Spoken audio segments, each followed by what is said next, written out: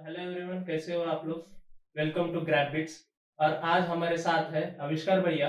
और आज हम जानेंगे कि उन्होंने कैसे जसपे में अप्लाई किया, फिर जसपे का ऑफिस कल्चर कैसा है, फिर डीएसए के बारे में जानेंगे, सीपी के बारे में जानेंगे, डेवलपमेंट के बारे में जानेंगे, फिर उन्होंने रिज्यूमे कैसा बिल्डअप किया वो जानेंगे, और लास्ट में हम छोटी सी बोनस टिप्स भी आपको देंगे, तो वीडियो पूरा देखना। तो चलो शुरू करते हैं भैया। करते हैं ना शुरू। या श्योर। या तो भैया, आप हमें बताइए आपके बारे में थोड़ा सा, क्योंकि भैया ने बहुत अच्छा प्लेसमेंट लिया है जस्ट पे एट 27 एलपीए। तो भैया आप बताइए आप आपके बारे में। So first of all, thank you Syed मुझे यहाँ बुलाने के लिए. So I am Aviskar. I am currently pursuing my engineering degree from DY Patil College of Engineering. So अभी मेरा लास्ट सेमेस्टर चल रहा है. तो अभी तो प्लेसमेंट सीजन्स खत्म हो गए हमारे और अच्छी प्लेसमेंट भी लगी है. So currently I am SD intern at Juspay technologies. और ये जो 4 साल की जर्नी रही है इंजीनियरिंग की, वो काफी मतलब अप्स एंड डाउन्स को लेते हुए चल रहे हैं हम लोग कि एंजॉय भी किया है, प्लेसमेंट भी की है, पढ़ाई भी की है. ये सब करके भी बहुत मतलब सारी चीजों में इन्वॉल्वमेंट था.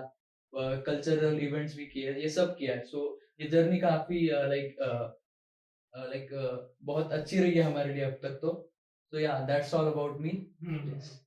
तो क्या सही है यार, मीन्स 27 एलपीए बहुत खतरनाक है। तो अभी आगे बढ़ते हैं।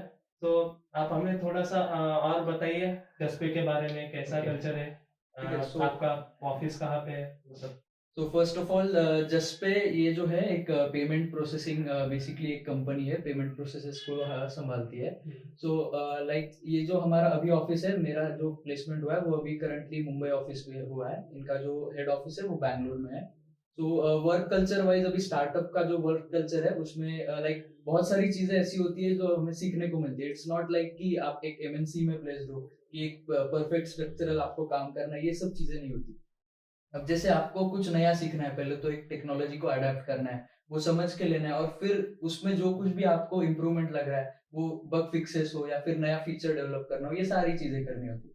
और work culture wise it is not like कि 9 to 5 जॉब कर रहे हो. कभी ऐसा भी हो सकता है कि आप उससे ज्यादा कर रहे हो, कभी ये भी होगा कि कम कर रहे हो काम. So it is not about कि टाइम कितना दे रहे हो आप.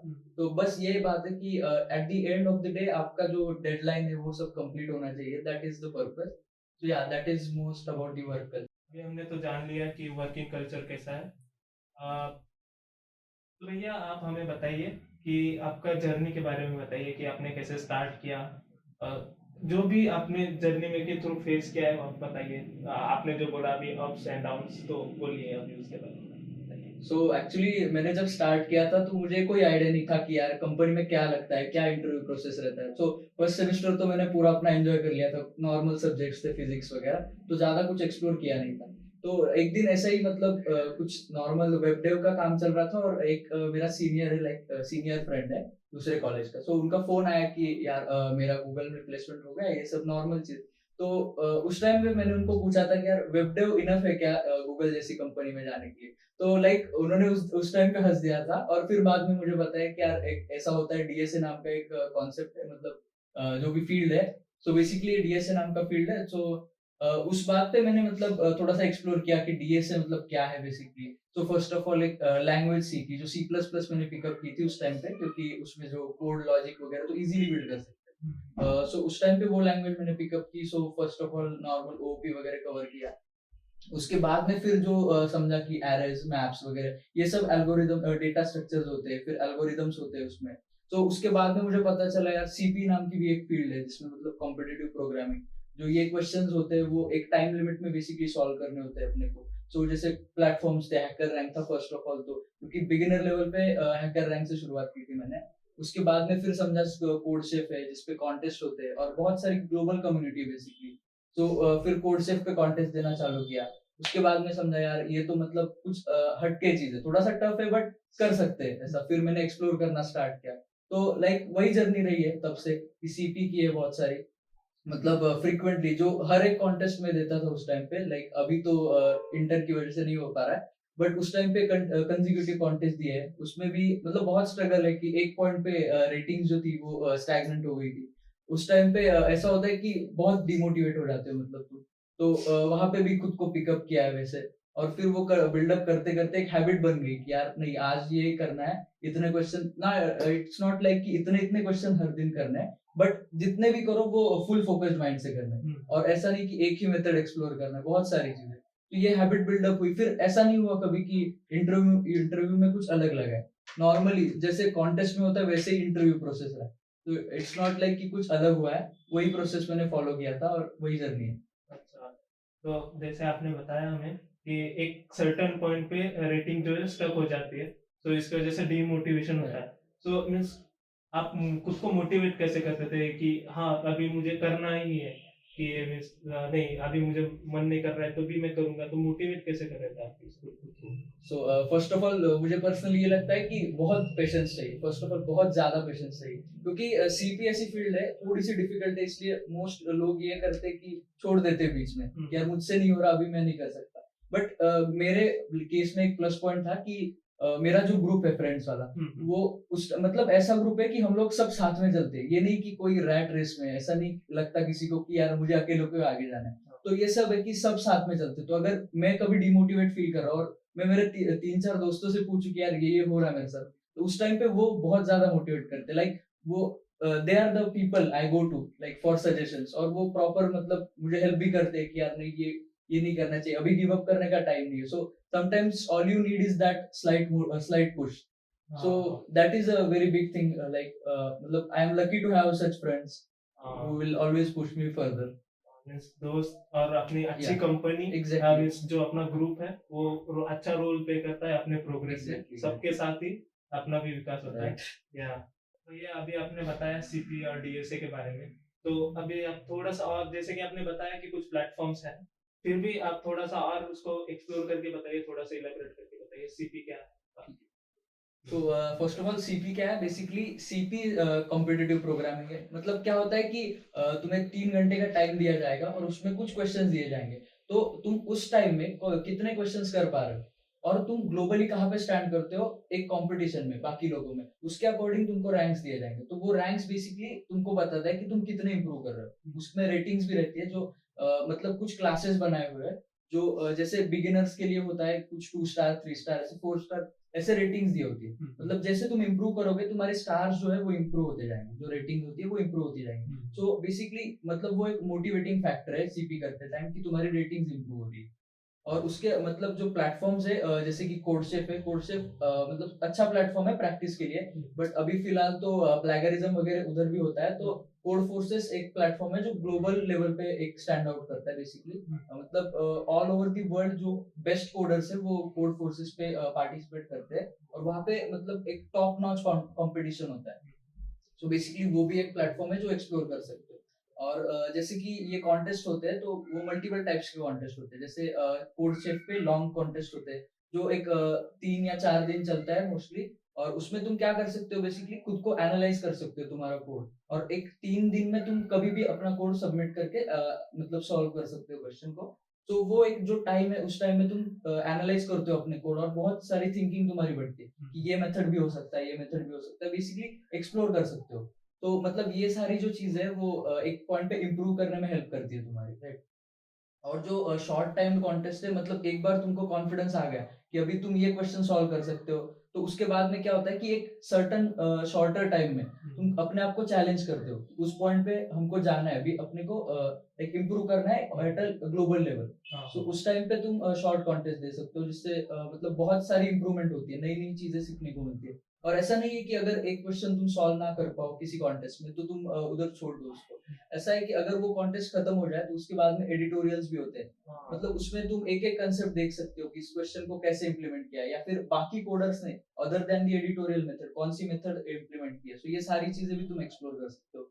तो बेसिकली यही है कि वो एक पूरा इकोसिस्टम बिल्ट है उस पे, जो कि कोड फोर्सेस कोड से ये सब प्रोवाइड करते हैं। और ऐसी भी कम्युनिटी है कि अगर तुम्हारे कोड में तुम्हें समझ नहीं रहा कि क्या एरर आ रहा है, तो वो भी तुम उनके जो प्लेटफॉर्म है उस पे डाल सकते हो और वो कम्युनिटी तुमको हेल्प कर देगी।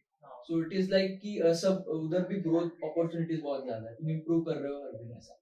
अच्छा, सही है। जो भी प्रॉब्लम आता है हम वो डिस्कशन का जो सेक्शन होता है एग्जैक्टली उसमें डाल डिस्कशन सकते हैं। सेशन में डाल सकते हैं और वहां पे मतलब सारे टॉप रेटेड कोडर्स है, तो ऐसा नहीं है कि कोई तुम्हें कुछ गलत बता रहा है। हम्म, अगर गलत भी बता रहा है तो कोई और आके उसको करेक्ट कर देगा, हाँ। सो मिसलीडिंग के चांसेस बहुत कम है, सो that is one of the plus points. और जो डीएसए है उसके बारे में थोड़ा सा बताइए। सो बेसिकली अभी बहुत लोग कंफ्यूज होते हैं कि सीपी एंड डीएसए सेम चीज है, बट वैसा नहीं है। डीएसए जो है वो तुम्हारी कंसेप्चुअल अंडरस्टैंडिंग के लिए बहुत इंपॉर्टेंट है। लाइक ये जो डेटा स्ट्रक्चर है हम लोग यूज करते हैं बड़ी बड़ी सिस्टम्स बनाने में, तो वो कैसे इंप्लीमेंट करना है, या फिर क्या क्या मतलब क्या हर एक डेटा स्ट्रक्चर का कुछ ना कुछ यूनिकनेस रहता है, वो सारी चीजें तुम फिगर आउट कर सकते हो। और डेटा स्ट्रक्चर ऐसा फील्ड है कि वो कुछ टाइम बाउंड नहीं है, तुम हर दिन सीख सकते हो और तुम तुम्हारे पेज पे भी सीख सकते हो। सो लाइक बहुत सारी चीजें वहां पे भी होती है कि उसमें भी कॉन्टेस्ट होते हैं। लीड कोड जैसे एक प्लेटफॉर्म है, वहां पे भी कॉन्टेस्ट रहेंगे हर वीक में, जो आपको वही फिर इम्प्रूवमेंट के चांसेस बहुत बढ़ा देते हैं आपके। और अपार्ट फ्रॉम दैट लाइक एक ट्रेजर है डीएसए में जो कि जीएफजी है, सबको पता ही होगा। हाँ, हाँ, सो इट इज लाइक कि तुम्हें कोई भी क्वेश्चन है वहां पे मिल जाएगा, तुम हाँ। अगर तुम्हें जो मेथड चाहिए वो मेथड तुम उस पे एक्सप्लोर कर सकते हो, लाइक अल्गोरिदम्स एक्सप्लोर कर सकते हो, या फिर कोर सब्जेक्ट का भी वहां पे सारा मटेरियल मिल जाता है। So GFG is like boon for the DSA community, and वही फिर वही एक प्लेटफॉर्म अच्छा है। हाँ, मीन्स अलग अलग मेथड जैसे Right. ब्रूट फोर्स हो गया, Exactly. ग्रीडी हो गया, टीपी हो गया, वो अलग अलग मेथड्स। Right. सही है। और अभी थोड़ा सा मीन्स डेव के बारे में बता दीजिए, डेवलपमेंट के बारे में। ओके, सो पर्सनली लाइक मैंने जब स्टार्ट किया था तब हम्म। मैं भी वेब डेवलपमेंट में बहुत ज्यादा इंटरेस्टेड था। सो मैंने लाइक जैंगो वगैरह एज अ बैकएंड यूज किया था, और लाइक वो भी डीएसए से काफी रिलेटेड है। मतलब जो पाइथन तुम लोग यूज कर सकते हो वहां पे भी हम लोग बहुत सारी वही चीजें इंप्लीमेंट करते हैं। हाँ, तो लाइक एक प्रोग्रामिंग लैंग्वेज यूज कर रहे हैं अपन बैकएंड पे, बैकएंड प्रोसेसिंग हो रहा है, जो लॉजिक प्रोसेसिंग है वो डीएसए से भी काफी रिलेटेड है। सो ऐसा मैं कभी ट्रीट नहीं करता कि वेब डेव एक डिफरेंट फील्ड है। अगर तुम्हें एक कोई भी लैंग्वेज आ रही है ओओपी की, तो तुम वो हर फील्ड में इंप्लीमेंट कर सकते हो। सो वेब डेव भी मैंने एक्सप्लोर किया है जैंगो के लिए, और प्रोजेक्ट्स भी बनाए थे। लाइक कि मुझे उस टाइम पे सीनियर्स ने बताया था कि projects are equally important interviews के लिए। सो प्रोजेक्ट्स भी डेवलप किए थे, और दो तीन अच्छे प्रोजेक्ट्स डेवलप करोगे तो फिर इंटरव्यू में भी प्रॉब्लम नहीं आती। वहां पे भी आप बता सकते हो कि आपका जो इंटरव्यू ले रहा है उन पे एक अच्छा इंप्रेशन क्रिएट होता है। मीन्स डेव के लिए भी डीएसए होना जरूरी है। बोल सकते नहीं, हैं। इट्स अभी ये पर्सन टू पर्सन वैरी करेगा। ऐसे भी लोग हैं जिन्होंने पहले डीएसए एक्सप्लोर ही नहीं किया, हाँ, बट वो डायरेक्टली वेब डेव में बहुत मास्टर हो गए। हाँ, हाँ, सो ऐसा कंपलसरी नहीं है, बट मेरे केस में ये था कि मैंने कर लिया था, तो मुझे थोड़ा सा एक्स्ट्रा एडवांटेज मिल गया वहाँ पे। हाँ, मीन्स बेटर अंडरस्टैंडिंग होती है हाँ, और लॉजिक भी अच्छे से समझ में Right. आता है। डीएसए से मीन्स अपना एक प्रॉब्लम सॉल्विंग का स्किल्स भी अप लेवल हो जाता है। राइट, बोल सकते हैं वैसे। हाँ एग्जैक्टली बोल सकते हैं। How can you correlate CP with you? So like to sum up in a short bit, we can say like you can take the Avishkar out of CP, but you can't take CP out of Avishkar. ओह सही है, सही है। तो भैया अभी आपने बता तो दिया सीपी, डीएसए, डेव, तो क्या करना चाहिए? सीपी करना चाहिए, डीएसए करना चाहिए कि डेव करना चाहिए? अब तुम मतलब कंट्रोवर्सी क्रिएट करवाओगे मेरे से। नहीं नहीं, वैसे बात नहीं। So हाँ, ठीक है। मतलब ये बहुत मिसलीडिंग क्वेश्चन है एक्चुअली। ये कम्युनिटी में जो यूट्यूबर्स है उन्होंने ये चीज की है कि मतलब सीपी वर्सेस डेव, ये सब चीजें नहीं देखनी चाहिए। एज अ स्टूडेंट इन सब में पढ़ना ही नहीं चाहिए, मेरा पर्सनल ओपिनियन है, क्योंकि इन सब में टाइम वेस्ट करोगे तो कुछ भी नहीं होगा। तो ऐसा नहीं है कि सिर्फ सीपी करने से ही अच्छी जॉब लगती है। अभी मेरे कुछ सीनियर्स ऐसे हैं जिनको वेब डेव में मतलब बहुत ज्यादा नॉलेज है, और उनकी लाइक बहुत बढ़िया प्लेसमेंट हुई है। नॉट लाइक कि 10-1 लाख की कंपनी, लाइक 20-22 लाख की कंपनीज में भी प्लेसमेंट हुई। So it's a matter of choice कि अगर तुम्हें डेव पसंद है तो ऑब्वियसली डेव करो। ऐसा नहीं है कि अगर तुम्हारा दोस्त सीपी कर रहा है तो तुम्हें सीपी करना ही चाहिए। उससे मतलब इतना ज्यादा ग्रोथ नहीं होगा तुम्हारा जितना तुम खुद के फील्ड में कर सकते हो। तो पर्सनल ओपिनियन तो यही है कि इन सब चीजों में नहीं पढ़ना चाहिए, क्योंकि वो लोग तो व्यूज के लिए कर लेंगे। हाँ, हाँ, हाँ। तुम्हारा करियर इंपॉर्टेंट है तो तुम इन सब में मत पढ़ो। हाँ, वो भी। और फिर मीन्स अभी ये बताइए कि फिर रिज्यूमे जो आपने बताया था, तो रिज्यूमे बिल्डिंग के बारे में थोड़ा सा बता दीजिए हमें। कैसा? हाँ, रिज्यूमे एक लाइक बहुत इंपॉर्टेंट फैक्टर है कि हाँ। जो तुम्हें शॉर्ट लिस्टिंग में हेल्प कर देगा, हाँ। जो एचआर शॉर्ट लिस्टिंग वगैरह है। तो उनमें फर्स्ट ऑफ ऑल मुझे लगता है कि रिज्यूमे जो है वो कंटेंट स्पेसिफिक होना चाहिए। ऐसा नहीं है कि तुम बहुत सारी चीजें उसमें डाल रहे हो। जैसे कि अगर तुम टेक रोल के लिए अप्लाई कर रहे हो तो मोस्टली वो टेक ओरिएंटेड होना चाहिए। क्योंकि मोस्ट लोग क्या करते हैं कि कुछ ना कुछ और कल्चरल इवेंट्स का वगैरह ये सब डाल देंगे। इट इज ओके, एक तुम शॉर्ट पॉइंट्स डाल सकते हो एक या दो, बट ऐसा नहीं कि पूरे रिज्यूमे में तुम वही डाल दो। हाँ, तो लाइक फर्स्ट ऑफ ऑल एक इम्पोर्टेंट है कि तुम्हारे जो कोडिंग हैंडल्स है, कोडिंग प्रोफाइल हैंडल्स है या फिर गिटहब हैंडल्स है, ये सब उसमें मेंशन होना चाहिए। और वो लिंक्स जो है वो क्लिकेबल होनी चाहिए। ऐसा नहीं कि फिर एफर्ट्स करना पड़े एचआर को कि वो कॉपी करे, वो नहीं करेगा ऑब्वियसली, क्योंकि उसको जरूरत नहीं है, तुम्हें जरूरत है। तो ये एक सही लाइक बहुत छोटी चीज है जो तुमको ध्यान में रखनी है। और उसके बाद में जो तुम 2 या 3 प्रोजेक्ट्स करोगे जो कि लाइक एक्सप्लेन कर पाओ तुम 10 मिनट तक अपने एचआर को, उस लेवल के प्रोजेक्ट्स होने चाहिए। या फिर वो स्टैंड आउट करे प्रोजेक्ट्स, वो कुछ प्रॉब्लम को सॉल्व करे, ये प्रोजेक्ट्स तुम डेवलप करो बेसिकली, और वो उसमें शोकेस कर सकते हो। उसके बाद में होता है तुम्हारे जो एक्सपीरियंसेस होंगे, जो इंटर्नशिप के एक्सपीरियंसेस है, या फिर तुमने कहीं पे भी अपनी वैल्यू ऐड की है बेसिकली, और तुमने वहां पे कुछ टेक ओरिएंटेड काम किया है, या फिर कुछ भी हो, तुमने बस काम किया है उस ऑर्गेनाइजेशन में, तुम वो एक्सपीरियंसेस डाल सकते हो। उसके अलावा फिर तुम मतलब नॉर्मल सर्टिफिकेशंस जो तुम्हारे होंगे, लाइसेंसेस एंड सर्टिफिकेशन, वो भी ऐड कर सकते हो, क्योंकि वो सारी चीजें जो तुम्हारी कंटेंट स्पेसिफिक है, उसमें तुम बाकी कुछ चीजें नहीं है तुम्हारी, राइट? उस जॉब के लिए तुम क्यों वेल सूटेड हो, वो उस सब में कवर हो जाएगा, राइट? तो ये सारी चीजें तुम लाइक ध्यान रख सकते हो, और वो बहुत लाइक इम्पैक्ट पड़ता है एक अच्छे रिज्यूमे का अपने एचआर के ऊपर। So it is very important कि रिज्यूमे बिल्डिंग तुम्हारी अच्छी हो। तो फिर हम ऐसा बोल सकते हैं कि सीपी डीएसए ये पार्ट अलग है। हम ये बोल सकते हैं कि इंटरेस्ट क्या है वो देखो, इंटरेस्ट जिसमें आ रहा है वो चीज करो, और उसी रोल के लिए अच्छे से अप्लाई करो, तो फिर उसी तरह हम रेज्यूमे भी बिल्डअप कर पाएंगे। तो ये एक सॉर्टिंग हो जाएगा अच्छे से। हाँ वो भी है, लेकिन ऐसा नहीं है कि तुम एक्सप्लोर ही मत करो बाकी फील्ड्स। अगर तुम्हें डेव पसंद है ऑब्वियसली तुम डेव करो, बट एक आध बार ट्राई कर लो कि कहीं वो तुमको इससे ज्यादा पसंद ना आ जाए। अच्छा, in case you just have to know कि तुम मतलब किसमें ज्यादा इंटरेस्टेड हो। कभी ऐसा भी हो सकता है कि डेव कर रहे हो लेकिन सीपी में तुम्हें बहुत अच्छे से आ रहा है, और वो फिर उसके बाद में ऐसा हो सकता है कि इंटरेस्ट डेवलप हो जाए। तो एक्सप्लोर भी करो, ये नहीं है कि एक्सप्लोर ही नहीं करना है, बस डेव आ रहा है तो डेव ही करना है। अच्छा। कभी एक आध बार एक्सप्लोर कर दिया करो ऐसी चीजें। ओके, एक्सप्लोरिंग भी बहुत जरूरी है। बहुत बहुत इंपॉर्टेंट एक्सप्लोरिंग। हाँ, तो भैया अभी आपने बताया कि सीपी डीएसए और सब फील्ड हमें एक्सप्लोर करनी चाहिए। सो कब करनी चाहिए, और आपने कब की थी? सेकंड ईयर में, थर्ड ईयर में, या फोर्थ ईयर में? फोर्थ ईयर में भी करना अच्छा है या नहीं है, तो आप उसके बारे में बताइए थोड़ा। सो लाइक ये बहुत मोस्ट आस्क्ड क्वेश्चन है। लाइक जो भी है सबके मन में यही क्वेश्चन रहता है कि यार अभी मैं इस फेज में हूँ, तो क्या ये सही टाइम है वो स्टार्ट करने का, कोई भी चीज को एक्सप्लोर करना। सो पर्सनली मेरे टाइम मतलब मेरे केस में तो ये है कि मैंने जब सेकंड सेम में था, जैसे मुझे एक सीनियर का कॉल आया था, जैसे मैंने बताया कि उन्होंने मुझे बताया कि ये चीज है, तो मैंने तो सेकंड सेम में एक्सप्लोरिंग स्टार्ट कर दिया था। उसके पहले सिर्फ मुझे आइडिया था कि वेब डेव वगैरह ये सब फील्ड है। सीपी उसके बाद में मैंने एक्सप्लोर किया था, और जैसे मुझे अच्छा लगा तो मैंने वो पिकअप कर लिया, राइट?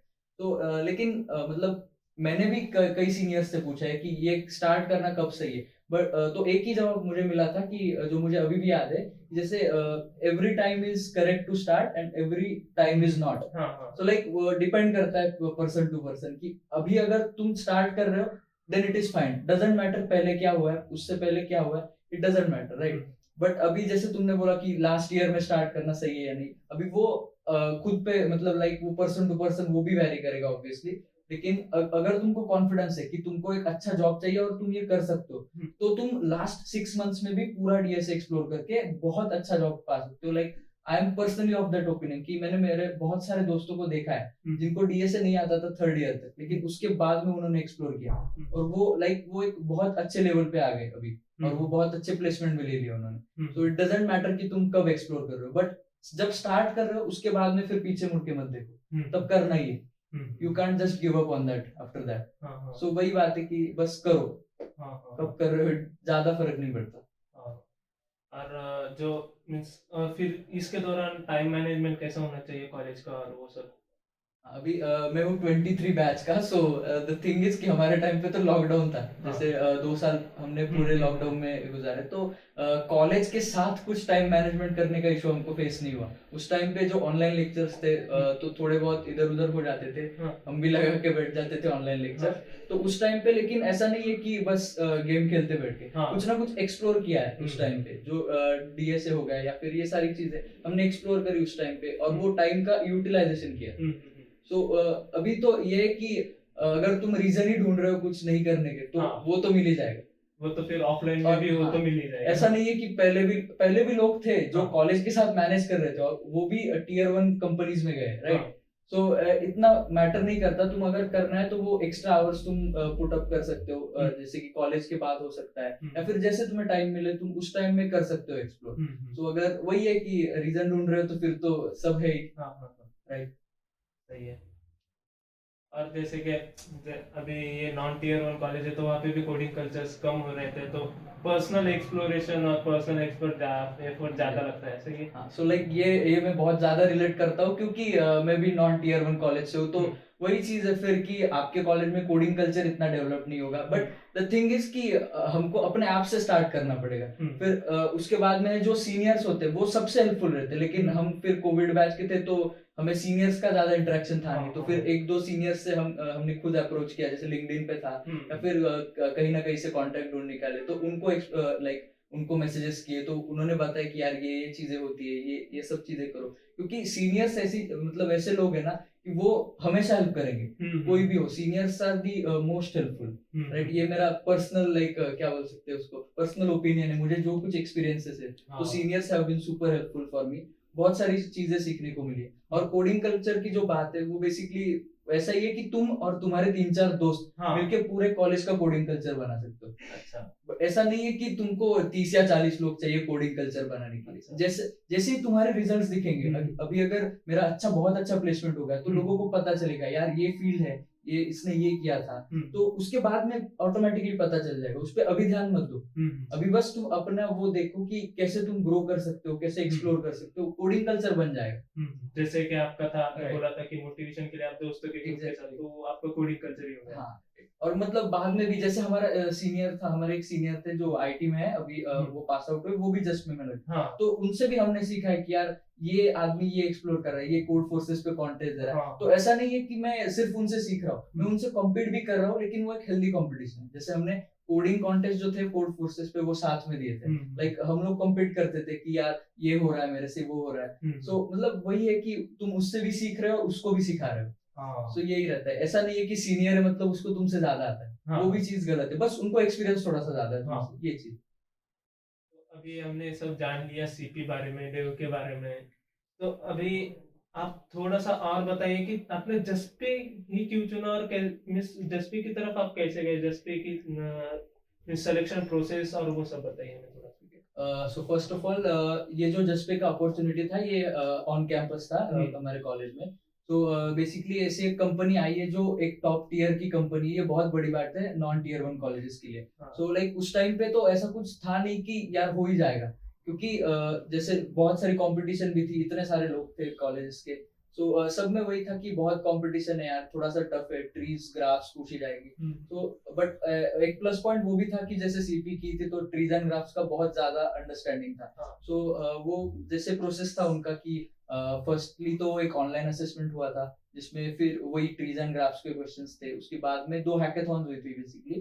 सो हैकाथॉन्स में जो था जी जो अपने ओएस के कांसेप्ट्स होते हैं उनको बेसिकली यूज कर इम्प्लीमेंट करना होता है एक यूजिंग अ प्रोग्रामिंग लैंग्वेज, और वो डेटा स्ट्रक्चर्स पे इम्प्लीमेंट करना होता है।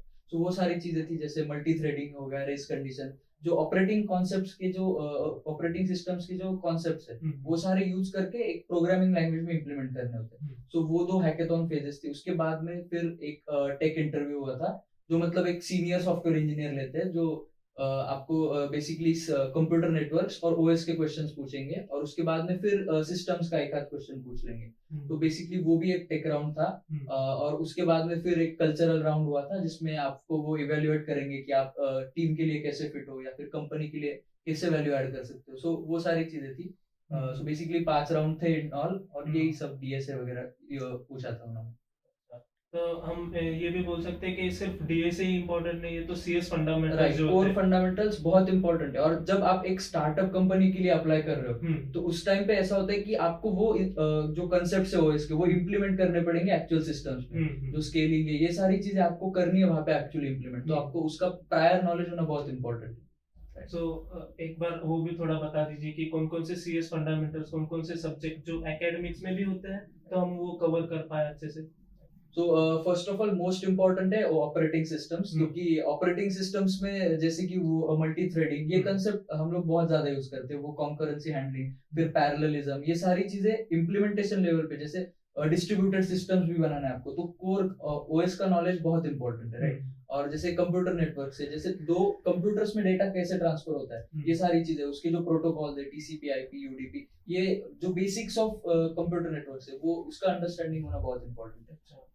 और अपार्ट फ्रॉम दैट फिर जैसे और सब्जेक्ट्स तो डेटाबेस, हाँ, डेटाबेस मैनेजमेंट सिस्टम, अभी कौन सा डेटाबेस यूज करोगे, वो कहाँ पे यूज करना है, उसका यूज केस देखना है कि इस लेवल पे कौन सा डेटाबेस यूज होना चाहिए, ये सारी चीजें तुम खुद फिगर कर सको, उस लेवल पे तुमको जाना है, बेसिकली उस लेवल की अंडरस्टैंडिंग होना बहुत इंपॉर्टेंट है, राइट। यही तो कोर सब्जेक्ट्स में तो यही है बेसिकली, जैसे कि कंप्यूटर नेटवर्क्स हो गया, फिर ऑपरेटिंग सिस्टम हो गया, देन डीबीएमएस हो गया, और ऑब्जेक्ट ओरिएंटेड प्रोग्रामिंग भी हम वो तो बेसिकली तुम्हारे वो प्रोग्रामिंग आ ही लैंग्वेजेस जाता का पार्ट है, right? हाँ। वो इट इज लाइक कि ग्रांटेड लिया जाता है कि तुमको एक कैंडिडेट को ओओपी का नॉलेज तो होना ही चाहिए किसी भी प्रोग्रामिंग लैंग्वेज में, so that is the basic. Okay, so ये 5 सब्जेक्ट्स और जो भी 4 सब्जेक्ट्स है जो कि हमारे एकेडमिक के थ्रू भी आते हैं, अगर आप सीएस और आईटी ब्रांच से हो तो हम उस पे फोकस करके वो वहीं पे कवर भी कर सकते हैं, राइट।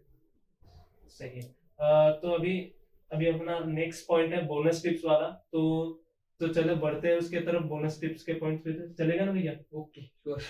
तो अभी एक बोनस टिप्स के पॉइंट पे आप हमें बताइए कि कुछ ऐसे जो पॉइंट्स जो कि आपने कुछ अलग किया हो, जो आपको अलग पॉइंट आउट करता था, उसके आपको प्लेसमेंट में भी मींस हेल्प हुई हो, ऐसा कुछ हैकाथॉन टाइप या कुछ कॉम्पिटिशन्स जो आपने दिए हो।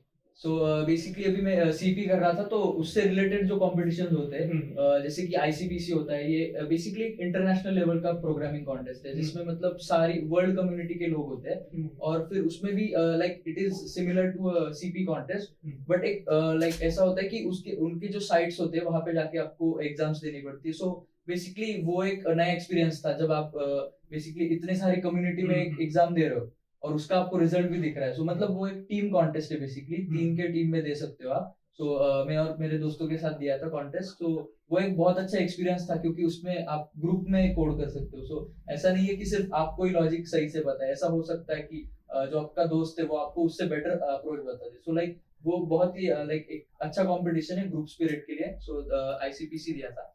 उसके बाद में था कोड जैम, जैसे गूगल के होते कॉम्पिटिटिव प्रोग्रामिंग के कॉन्टेस्ट, जैसे किक स्टार्ट है, कोड जैम, हैश कोड, ये सब कॉन्टेस्ट भी लाइक बहुत ये भी टीम कॉन्टेस्ट है, इसमें हैश कोड टीम कॉन्टेस्ट है, तो वो भी दिया था। और उसमें भी ये कि बहुत नेक्स्ट लेवल के प्रॉब्लम स्टेटमेंट्स होते हैं जो कि बहुत इम्प्लीमेंटेशन पे फोकस करते हैं, तो उसमें भी वो पार्ट है कि आपका जो थिंकिंग है वो एक नेक्स्ट लेवल पे जा सकता है। So that was a plus point.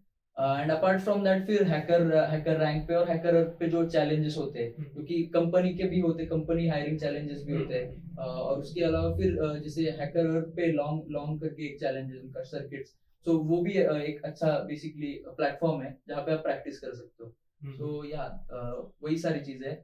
उसके अलावा फिर अपॉर्चुनिटीज के बारे में थोड़ा सा मींस मेलिंग पे फोकस करना चाहिए या नहीं? सो एक्चुअली इससे रिलेटेड एक लाइक स्टोरी है मेरे पास, जो मैं सबको बताना चाहूंगा कि अपने मेल्स है वो चेक किया करो, क्योंकि मेरे साथ हुआ है। मेरे एक अपॉर्चुनिटी मिस हुआ था जो जसपे में ही था, तो ऑफ कैंपस था, तो मैं मेरा मेल चेक करना भूल गया था, तो उसके वजह से मेरा ऑफ कैंपस में नेक्स्ट राउंड पे हो नहीं पाया। बट फॉर्चुनेटली कॉलेज में फिर से जस्ट पे आ गई, तो उस टाइम पे मैंने कवर अप कर लिया। सो अभी इतना रिग्रेट नहीं है, बट उस टाइम पे हो रहा था। सो वही एक एडवाइस है कि ईमेल चेक कर लिया करो, मींस अपडेटेड रहना, राइट। लिंक्डइन, ईमेल, ट्विटर, जो भी हैंडल्स है जहाँ जहाँ पे अपॉर्चुनिटीज आती है वो अपडेटेड रहना है। और भी अपडेटेड रहना हो तो ग्रैबिट को फॉलो करना है, जिससे आपको न्यू अपडेटेड आपको अपॉर्चुनिटीज मिलेंगी।